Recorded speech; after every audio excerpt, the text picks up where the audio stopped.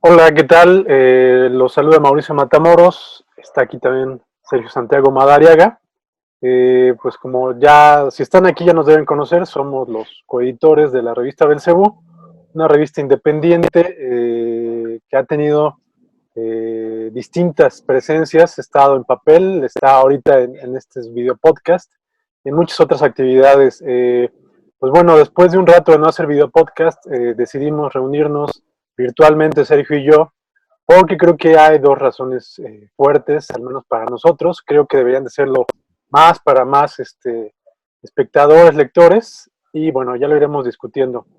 Eh, pues bueno, la imagen psicodélica, psicotrópica, lisérgica que tengo atrás se debe al primer número de Shade Changing Man, un cómic que hace 30 años precisamente, pues vino a marcar la vida en la lectura de muchos lectores y también vino a marcar la manera de hacer cómics en Estados Unidos y de allá a todo el mundo, aunque no se trate de una de las lecturas más ocurridas en la actualidad, ¿no?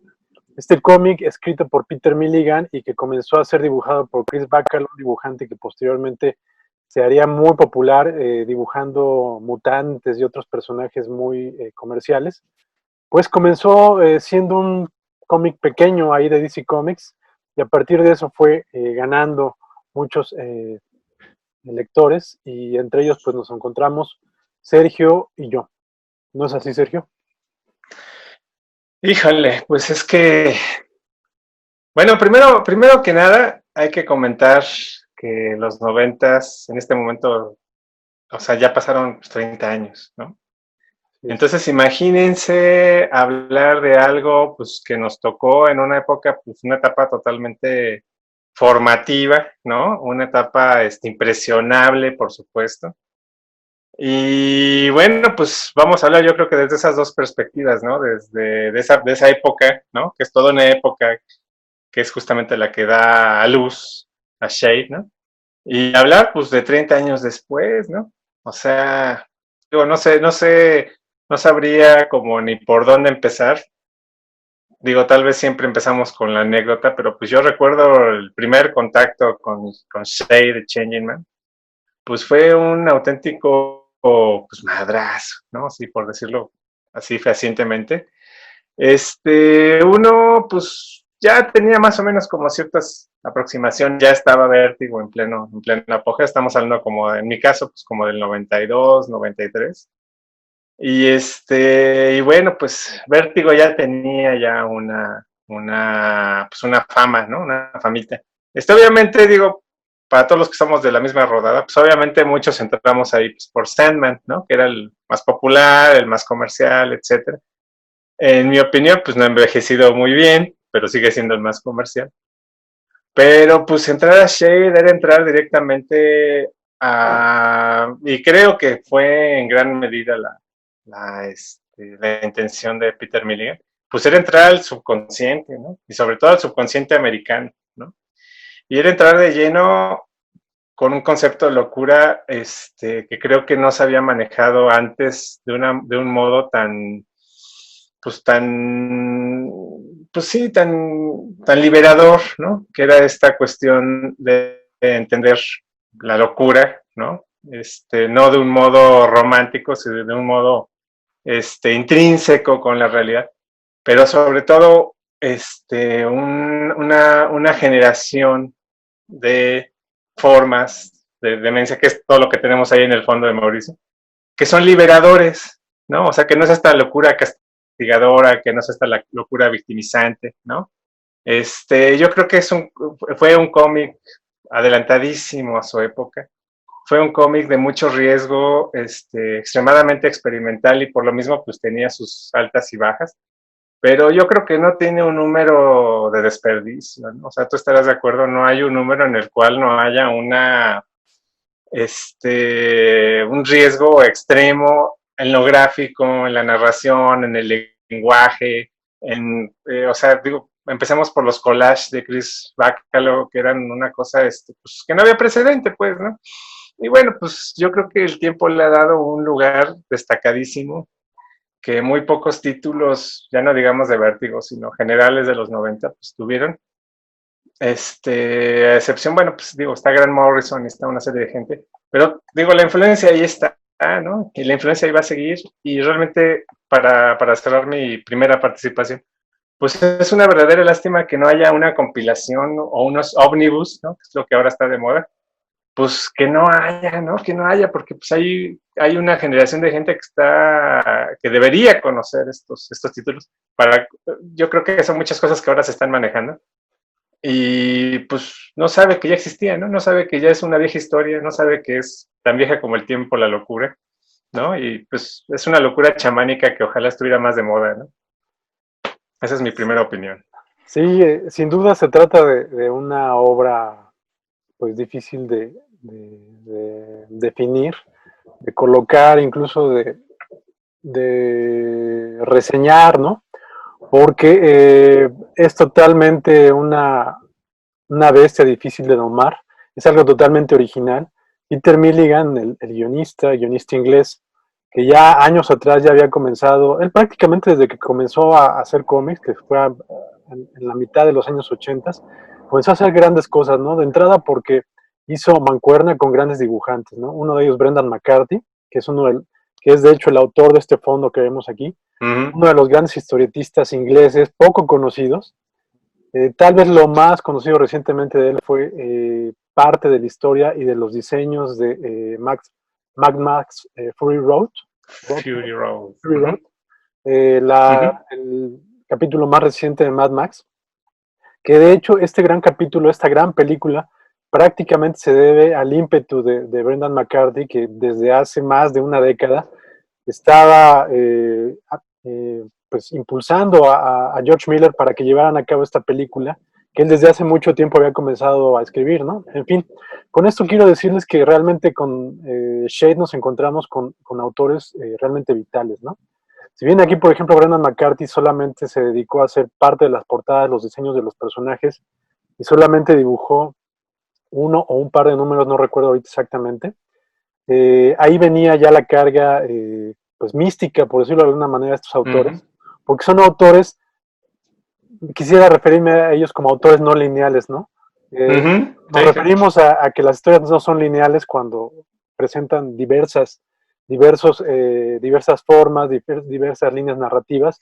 Y con estos autores podríamos decir esto, porque no son autores que incluso se refieren de una manera común y corriente, ¿no? Ellos como que tienen, pues, encendidos todos sus antenas y nos pueden estar hablando de distintas maneras y de distintas formas de un aspecto que comúnmente nada más teníamos una manera de verlo, ¿no?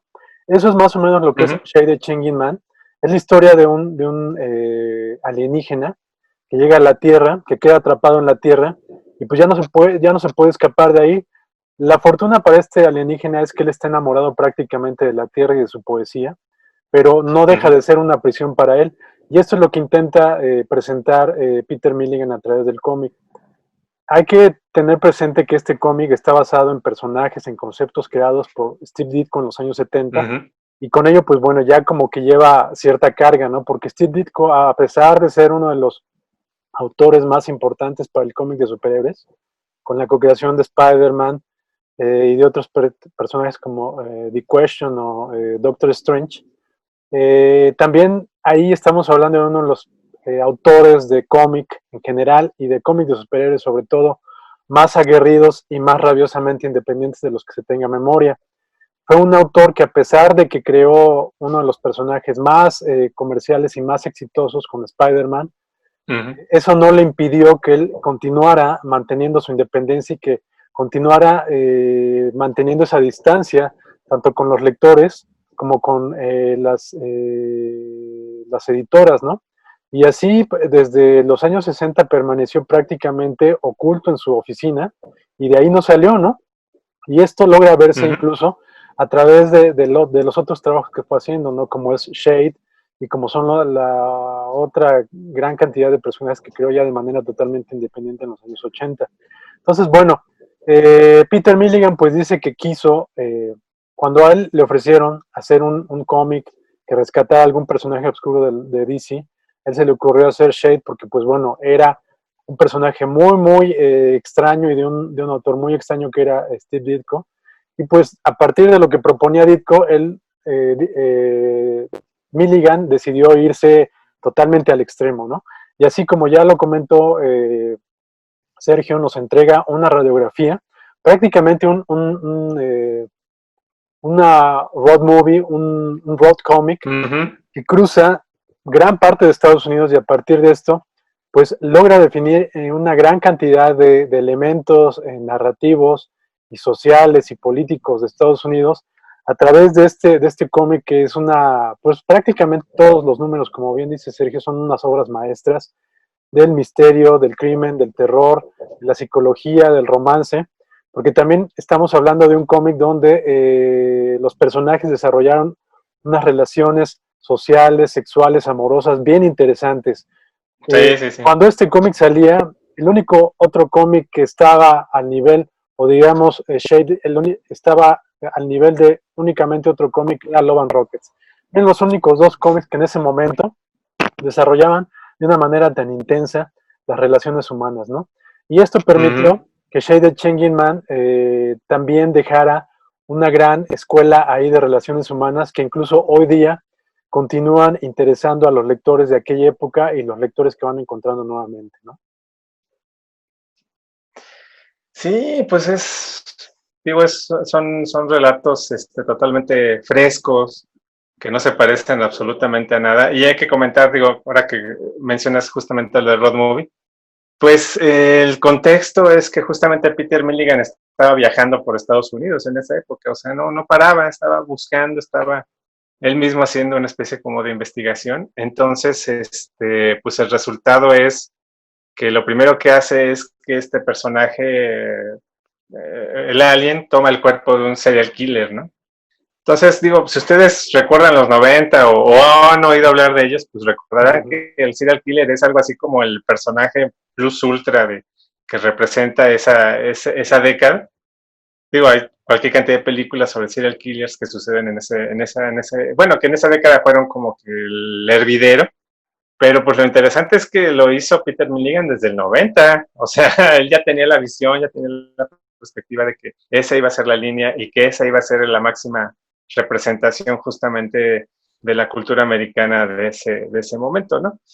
Entonces, bueno, pues realmente es lo más interesante es cómo es un cómic tan desbocado, tan lleno de imaginación, digo, porque justamente la demencia es algo así como la definición de la imaginación o el desbordamiento de la imaginación.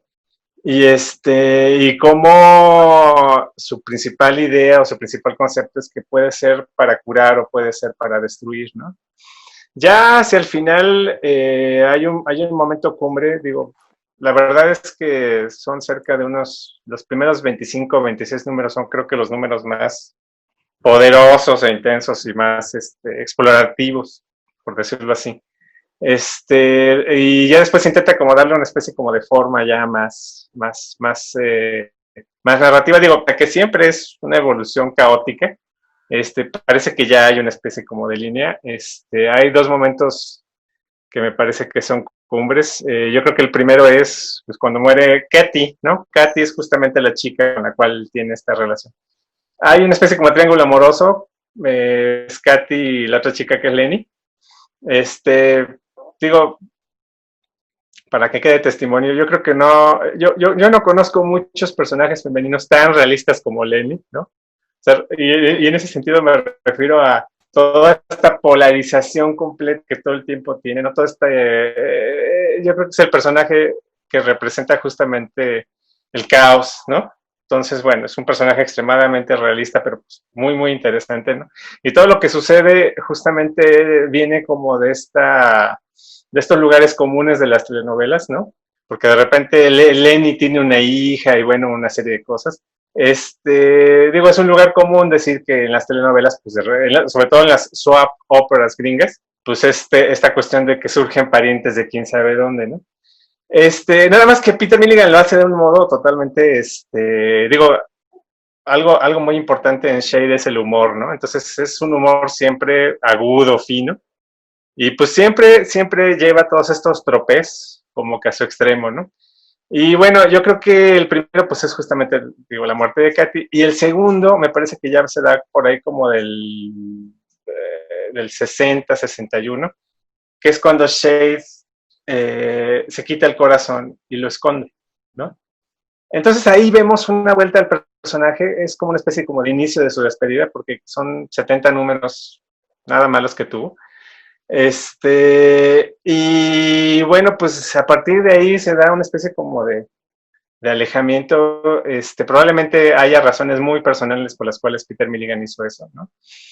Y lo cierto es que ahora, bueno, pues esporádicamente han surgido otras historias de Shade y Changing Man, pero no tienen como esta, digo, a partir de este momento en que se quita el corazón, pues lo meten dentro de, digo, 2003, 2009 ha habido historias donde está dentro del universo general de DC, y creo que hasta alguna vez fue parte de la Liga de la Justicia, bueno, en fin.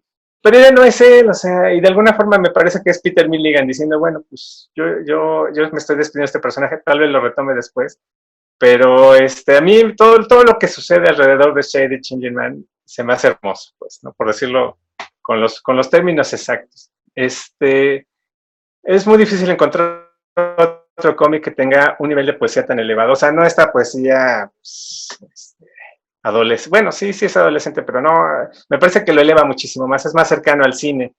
Y para ser hereje, para correr toda la milla de ser hereje, pues se me hace muy cercano al cine de Tarkovsky, por ejemplo, ¿no? O sea, tiene estos elementos modernos, tiene muchísimo de la poesía clásica, pero sobre todo tiene una poesía en la imagen que es la que expresa todo, ¿no? Y yo creo que es lo que hemos abandonado un poquito ahora en el cómic moderno, o sea, yo no encuentro un paragón similar y probablemente no vuelva a haber otro igual, ¿no?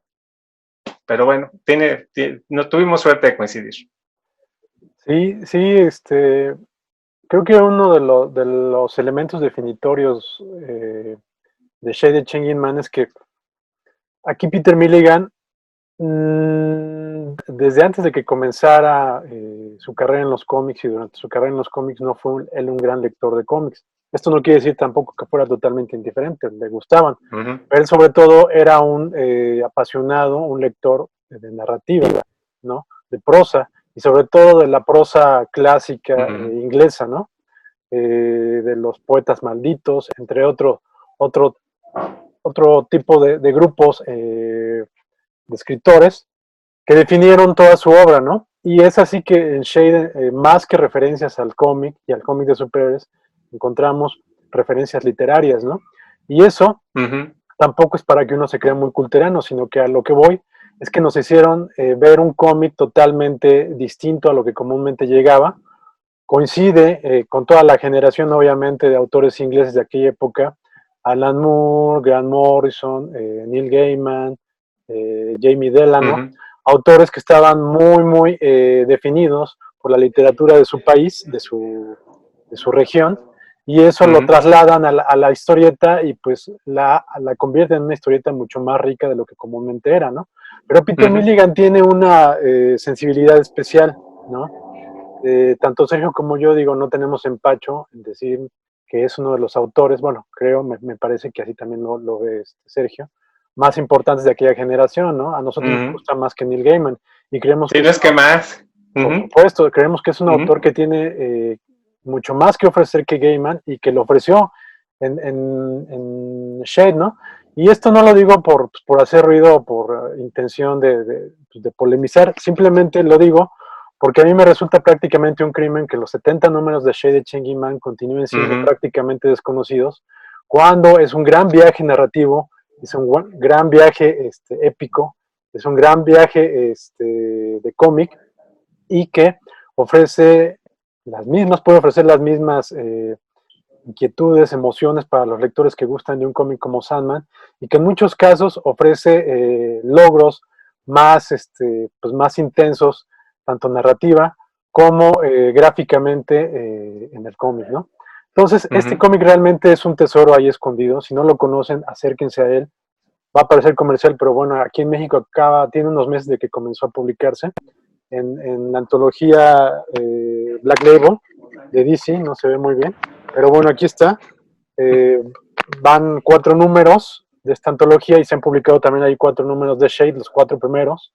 Entonces, digamos, está comenzando esa historia, hay chance de conocerla y de que vean incluso tanto la evolución del cómic, porque este es un cómic que va evolucionando grandemente. También para mí hay muchas historias muy interesantes en distintos momentos de la serie. Para mí, por ejemplo, la del Hotel Shade es una de las que más me parece. Sí, claro.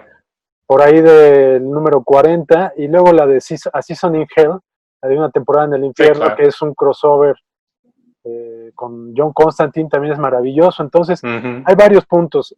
Chequen este cómic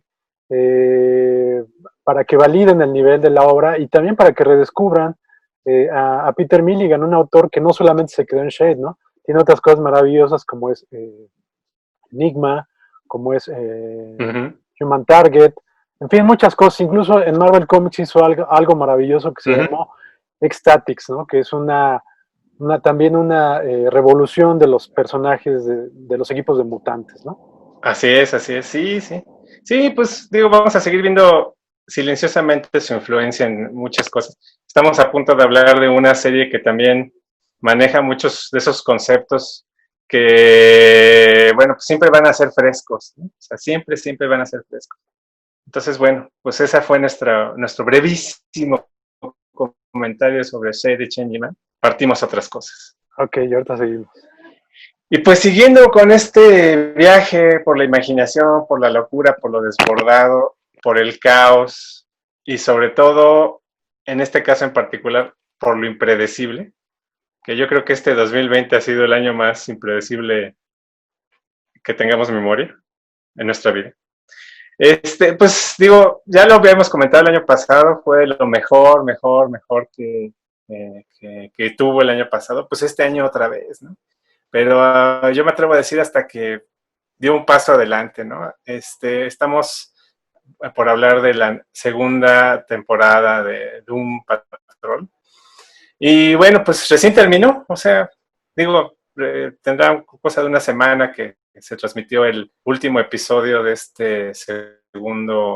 segunda temporada. El contexto es, bueno, pues que no pudieron grabar los 10 capítulos que tenían planeados debido a circunstancias que todo el mundo sabe, que es el COVID, ¿no? Entonces, pues tuvieron que reajustar ese 9º capítulo para que fuera el cierre de la temporada. Y pues se nota mucho, ¿no? O sea, realmente se nota mucho porque obviamente se queda en un cliffhanger, ¿no? Se queda en un vilo pues extremo, o sea, creo que eran las 12 de la noche y yo estaba aventando la computadora, ¿no? O sea, ¿cómo es posible, no? Pero bueno, hubo muchísimas sorpresas, hubo muchísimas cosas extremadamente interesantes con esta segunda temporada. Digo, acabamos de hablar de Shade. A mí en lo personal esta segunda temporada me recordó muchísimo a Shade, justamente por este aspecto de sentimientos y emociones, pero de ningún modo nunca fue ni sentimentalista, ni victimista. Hay una crítica constante a esta generación o a las obsesiones de esta generación, que ya en este punto ya parece refrescante de la cantidad de concesiones que se hacen todo el tiempo para caer bien, sobre todo para tener un público. Aquí no hubo nada de eso. Entonces, creo que el humor sí bajó 2 rayitas, el humor cáustico, ¿no? Pero me parece que todo el contexto de la historia lo merecía. Pero cuando el humor entra con todo y es un humor finísimo, cáustico, y creo que no lo habíamos visto en televisión en mucho tiempo, ¿no? No sé si estás de acuerdo, Mauricio. Sí, sí, sí. Sí, la verdad es que esta serie me parece que es algo sin precedente en muchos aspectos. Y algo que me resulta pues, totalmente interesante y valioso es que la serie pues parece estar respetando y estar cargando a la vez una maldición que venía desde su primera aparición en los cómics, ¿no? Estamos hablando de que se trata de un cómic creado en 1963, un cómic de un equipo pues ya de efesios, por decirlo de una manera, de personas que carecían de atributos físicos como psicológicos, y que todo eso lo dejan salir a través de este equipo. Y Lo digo porque, bueno, este cómic creado por Arnold Drake, un gran escritor, también un ente muy, muy peculiar, allá en el 63, fue creado unos meses antes de los X-Men. Y no obstante, Ujú. el equipo que se volvió popular fueron los Hombres X y la Doom Patrol. Desde entonces prácticamente se convirtieron en los apestados de los equipos de superhéroes, por decirlo de alguna Sí, manera, claro. superhéroes. Y esto En el fue nombre tal, viene la penitencia. exacto, la patrulla condenada, ¿no? Esto fue a tal Condenada. nivel que 2 años después, en 1965, el cómic, debido a sus bajas ventas, lo tenía que cancelar. ¿Y cómo decidió cerrar la historia Arnold Drake? Pues de la mejor manera que se le pudo ocurrir, matándolos, ¿no? O sea que el fin del cómic llegó con la muerte de los superhéroes. Y no sé, los 10 lectores que tendré entonces supongo que sufrieron, pero el resto del mundo no se enteró. Tendrán que pasar años después para Exactamente. valorar ese gesto por parte de Arnold Drake y cuando lo retomaran de nueva cuenta en DC Comics. Pero eso sin duda quedó ahí como marca de la creación genial que en ocasiones surge en los cómics y en este caso gracias a Arnold Drake, ¿no? Grant Así Morrison es. retomaría el personaje en el año del 89, en el número 19 me parece, de una nueva serie. Y pues vendría de nueva cuenta como anteriormente hablamos de Shade con el Shade retomado por Peter Milligan, que lo convirtió en todavía en una Ujú. locura más pronunciada que la que había creado anteriormente Steve Ditko. En este caso, Sí. Grant Ujú. Morrison hace lo mismo con la Doom Patrol, y pues nos encontramos de nueva cuenta con un cómic que no tenía precedente alguno, ¿no? Aquí Grant Morrison ha explicado en algunos textos que él lo que trató de hacer con su versión a Doom Patrol fue hacer una especie de cómic que estuviera definido más o menos por la forma de hacer películas de Jan Spankmajer, ¿no? Y con Ujú. esto, pues bueno, podemos entender qué clase de locura visual y de locura psicológica, intelectual, nos estaba proponiendo Grant Morrison. El caso es que el cómic tuvo éxito y se convirtió en un cómic muy rentable y de culto a la vez en aquella época, ¿no?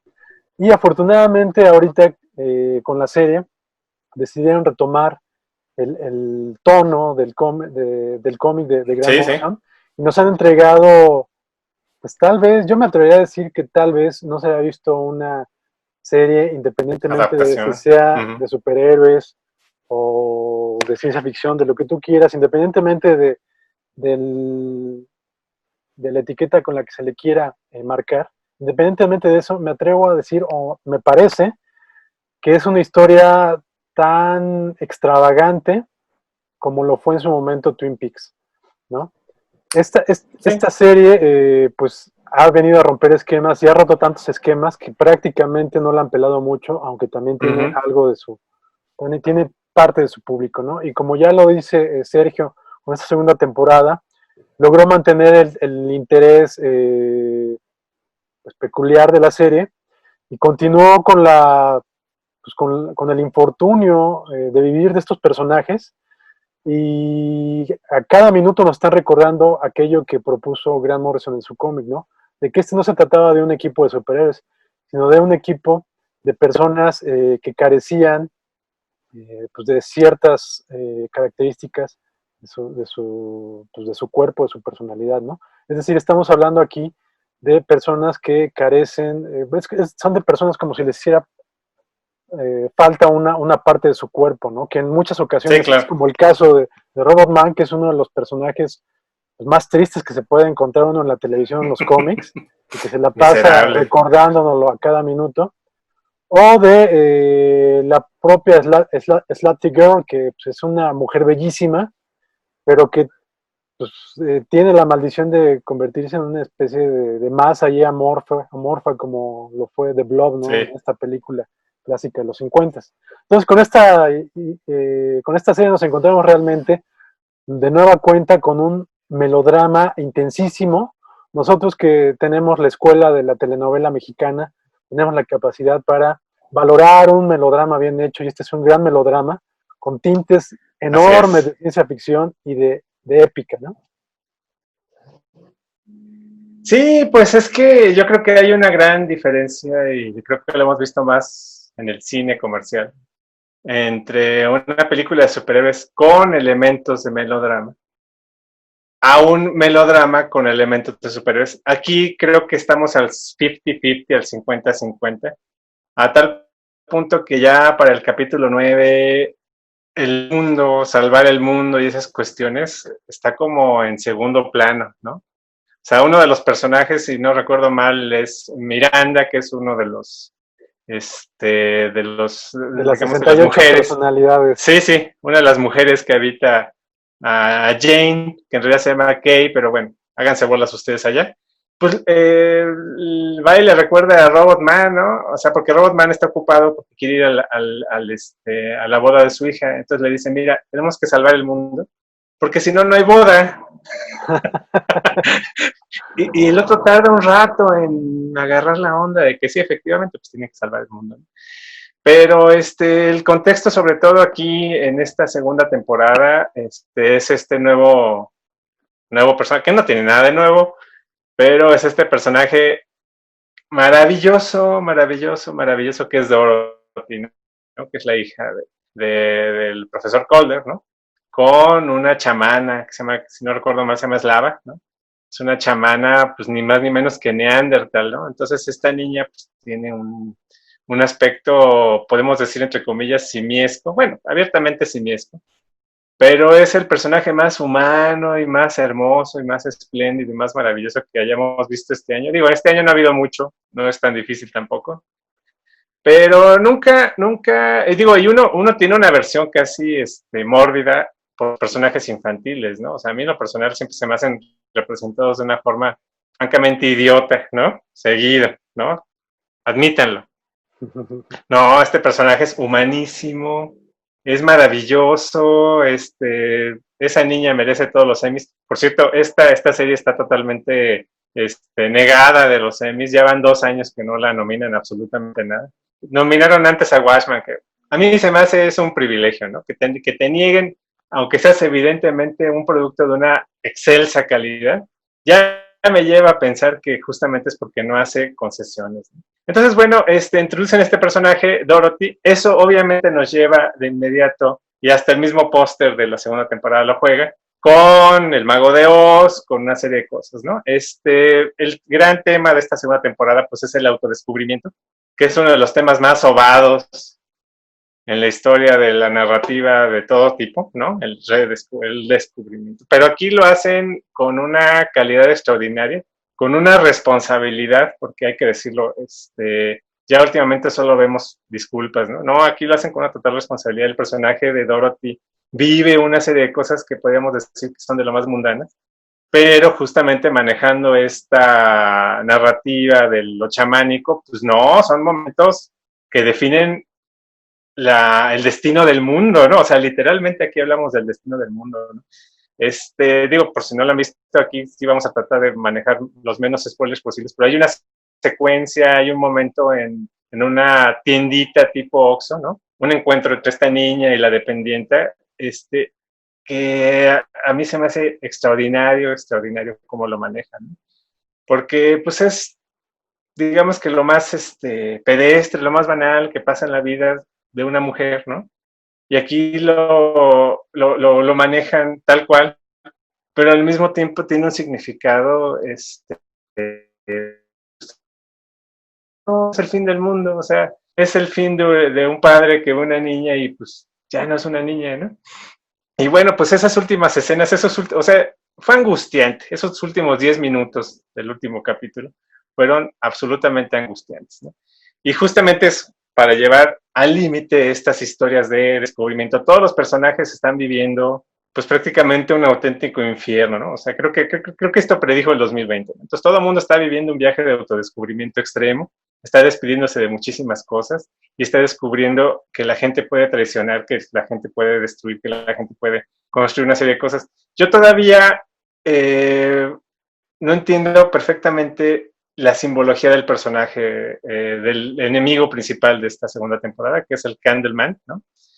Digo, sí entiendo que son las velitas de cumpleaños y una serie de cosas, pero a mí me parece que todavía hay algo mucho más extremo, pues no nos queda más que esperar que eventualmente sí suceda esa o tercera temporada o que se dé realmente el final de esta segunda temporada. Porque, digo, fue una tortura, ¿no? Fue una tortura ver toda la serie y saber que no iba a quedar concluida como debió haber quedado concluida. Digo, recordemos, la primera temporada fue muy, muy redonda, fue fue magnífica, magnífica de principio a fin, todo encaja, todo cuadra, etcétera. Esperemos que la de un patrón no corresponda con su nombre y sí tengamos una construcción y veamos hacia dónde va, porque pues realmente va a ser, digo, creíamos muy difícil superar la primera temporada, lo lograron, en mi opinión lo lograron con 2 rayitas, pero lo lograron y esperemos que la tercera pues también tenga una serie de ideas frescas, pues al nivel de lo que han demostrado hasta el momento, ¿no?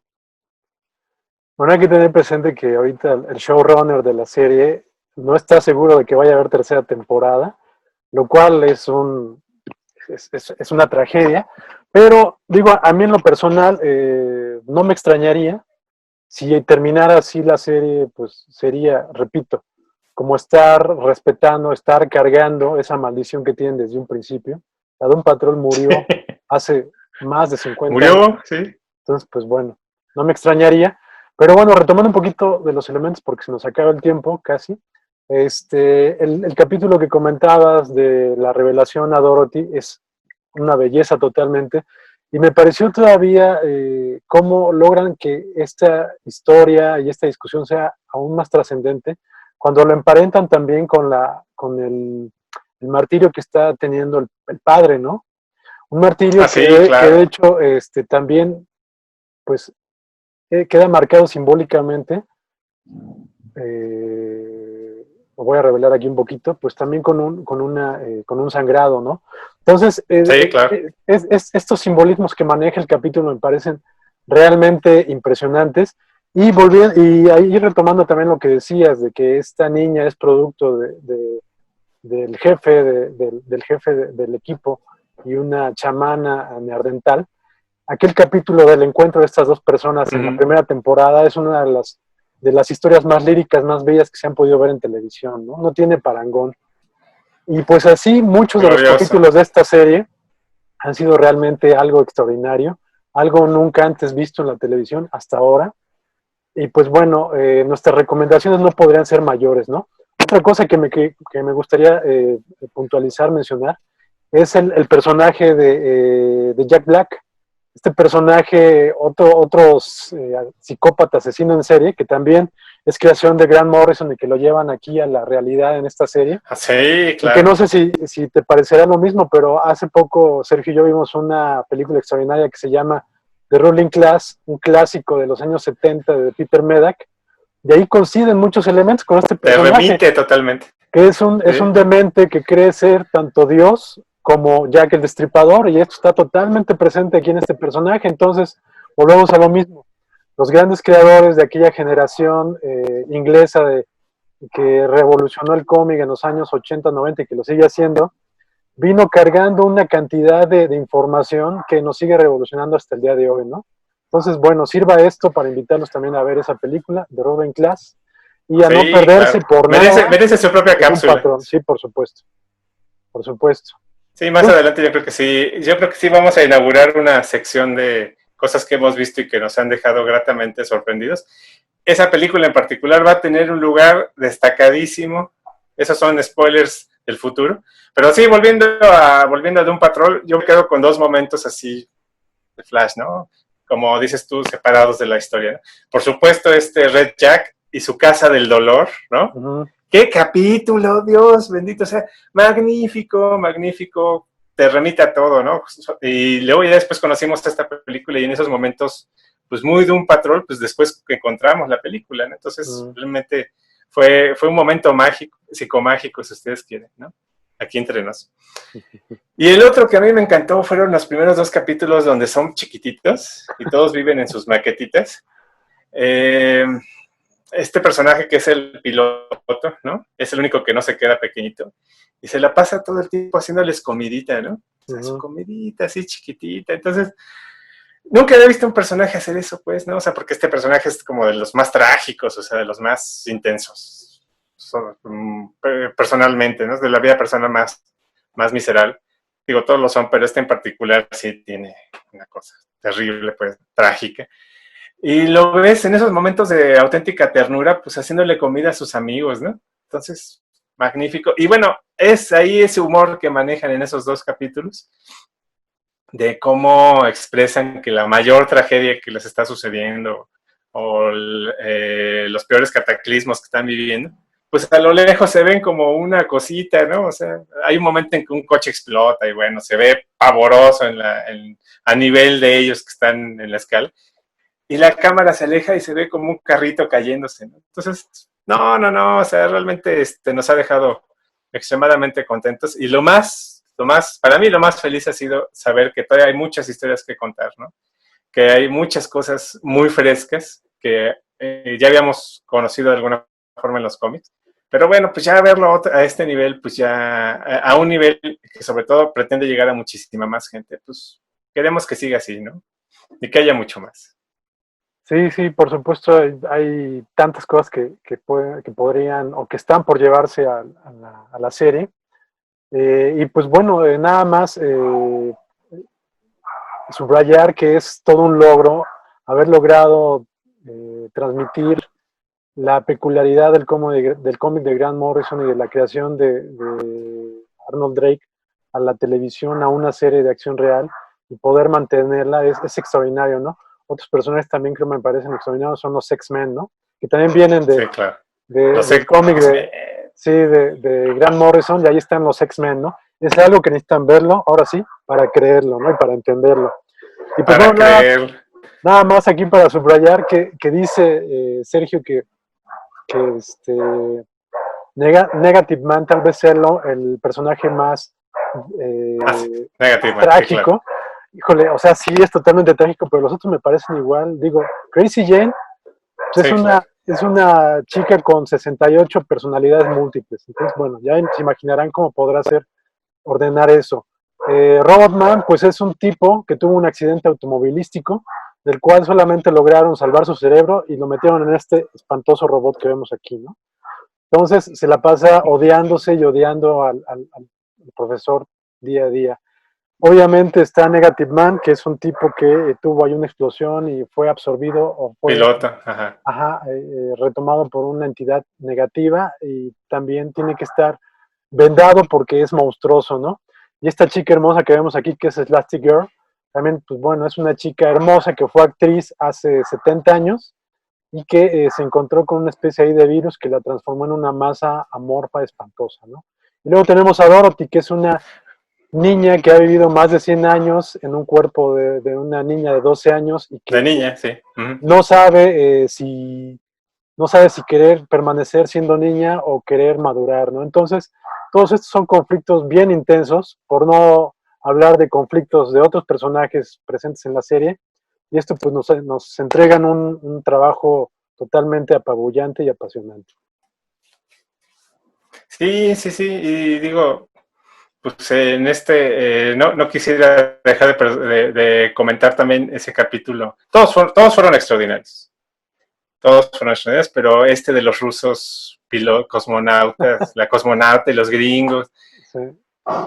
Qué belleza, y luego se van al espacio y Y están ahí, o sea, el humor de ese capítulo. sí, Sí, sí. claro. Pero todo visualmente es Uh-huh. mágica esa serie, es totalmente, tienen que verla para creerla, véanla desde un principio, ya son veintitantos capítulos, pero todos y cada uno se disfrutan muchísimo. Sí empieza lenta, la verdad, o sea, los primeros 2 o 3 episodios son un poco lentos, pero ya cuando le agarra uno ya cariño, ¿no? Pues ya no hay vuelta atrás, ¿no? O sea, realmente es algo que tú piensas días después de que la viste, estás pensando en la situación, así de demás. Y bueno, pues no nos queda más que una vez más esperar, esperar y esperar. Ha sido un año de puras esperas. Esta no va a ser la excepción, ¿no? Pues sí. Pues bueno, ahí está la recomendación. Afortunadamente no es una serie de superhéroes. Si buscan una serie de superhéroes, tal vez no les guste, pero si buscan algo más rico o algo distinto, esta es una serie para ustedes. Y también parece comercial, pero la recomendación, busquen los cómics de Doom Patrol. En México ya se publicaron los primeros 6 números de Grant Morrison en una edición en pasta dura, y también están publicados los primeros números de Gerard Way, que aunque habemos a quien no nos gusta la música de Gerard Way, creador de My Chemical Romance, encontramos que en los cómics han hecho cosas interesantes y sobre todo en su versión de Doom Patrol retomó los personajes y las líneas de Grant Morrison y entregó una Doom Patrol realmente extraordinaria. También están publicados en México, entonces esta es una invitación para que busquen lecturas distintas y también contenidos audiovisuales distintos. Pues bueno. Así es. Pues la pandemia va para largo, entonces ahí están más y más objetos que coleccionar y que leer y sobre todo que estudiar, ¿no? Pues ese fue la nueva entrega del video Belcebú. Seguimos en la pandemia, seguimos en luz naranja, síganse cuidando, por favor, sigan usando cubrebocas. Esto va para largo, entonces aprendamos a convivir con la enfermedad, ya es lo de menos. Sobrevivamos juntos. Pues muchas gracias, Mauricio.